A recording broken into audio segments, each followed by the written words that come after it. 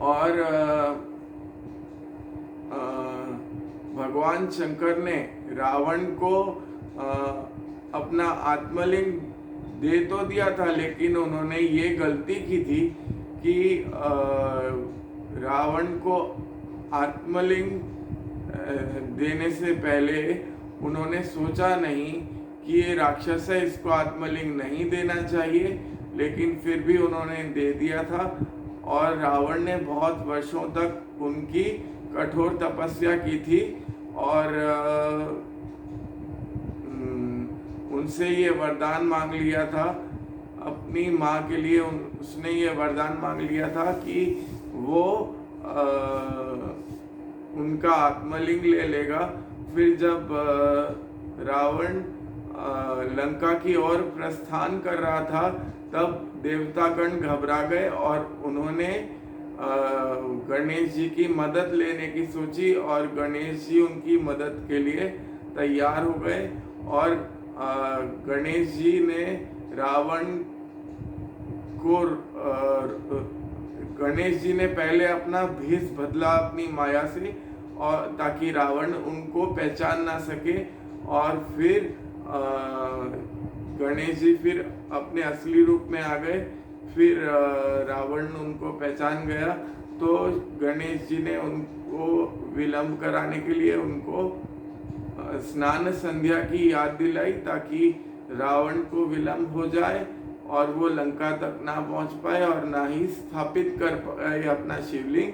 तो रावण गंगा स्नान के लिए निकल गया, और शिवजी के आत्मलिंग में ये वरदान शिवजी ने रावण को दिया था कि जब तक ये शिवलिंग तुम पकड़ के रखोगे, तब तक ही तुम लंका तक लेके जा सकते हो ये शिवलिंग। लेकिन एक बार ये शिवलिंग वापस जमीन को स्पर्श हो गया, तो ये शिवलिंग वापस ये नहीं उठाया जाएगा।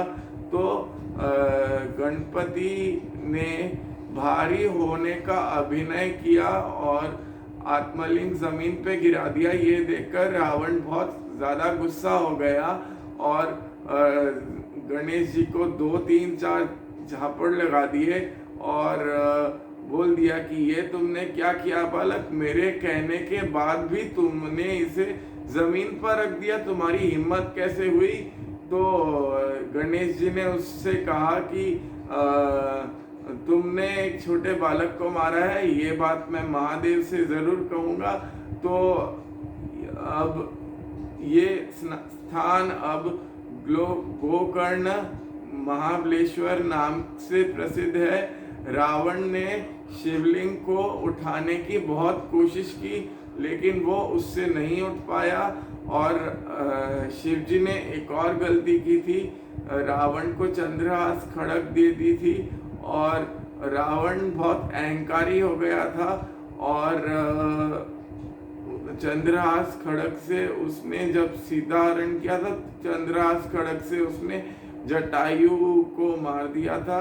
और जटायु एक गिद्ध था जिसने देवी सीता को बचाने की बहुत कोशिश की थी रावण से, लेकिन वो बचा नहीं पाए थे।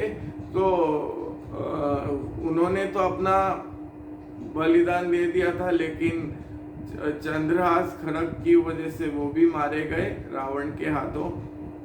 तो ये सब भगवान ने भी गलतियां की हैं वरदान देने समय।